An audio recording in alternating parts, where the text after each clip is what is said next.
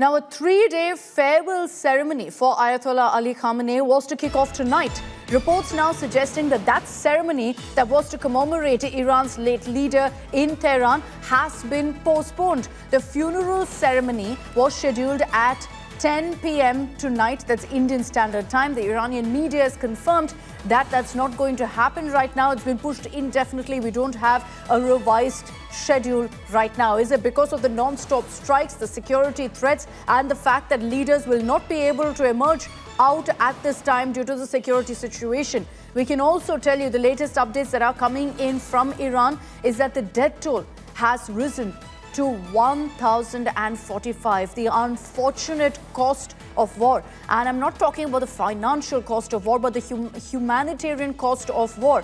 That 1,045 casualties have been reported. I'll bring in Sandeep Unithan for more details, particularly on the point that I was referring to earlier about the funeral ceremony, Sandeep, and the fact that details had emerged of a three-day-long farewell ceremony, which itself raised a lot of eyebrows about the timing and whether Iran could really afford a time of a ceremony, a grand ceremony at this time of their biggest leaders coming out onto the streets, showing their faces when US and Israel have all of them marked. Yes, Akshita, absolutely. And what we're hearing is that there's a three-day public farewell ceremony that's being planned beginning today. There's a public viewing, the tributes that are planned in Tehran's Imam Khomeini prayer hall starting late tonight.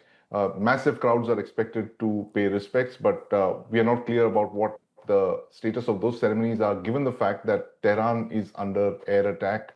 And I'm sure the regime would not want people to be targeted this way, especially when they come out in such large numbers. The other aspect of this funeral is that the body will be buried. Ayatollah Khamenei's body will be buried in Mashhad, very close to the Imam Reza shrine. It's one of the holiest shrines in Shia Islam. And Mashhad is, of course, the second largest city in Iran. It's about 900 kilometers to the northeast of Tehran, closer to the Afghan border. And that is where Imam Ayatollah Khamenei is from. His father is also buried there. So we will possibly in the next 2 or 3 days, we will see big ceremonies, where the people will come out to pay their respects.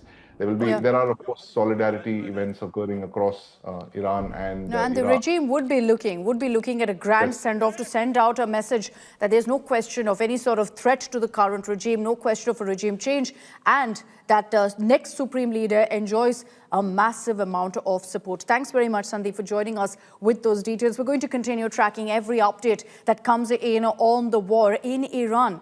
The number of casualties has gone up now to 1,045. I want to reiterate that number. 1,045 people have died as a result of this conflict. It continues 5 days and counting, which means that number will go up. I'll leave you with that. Thanks for tuning in.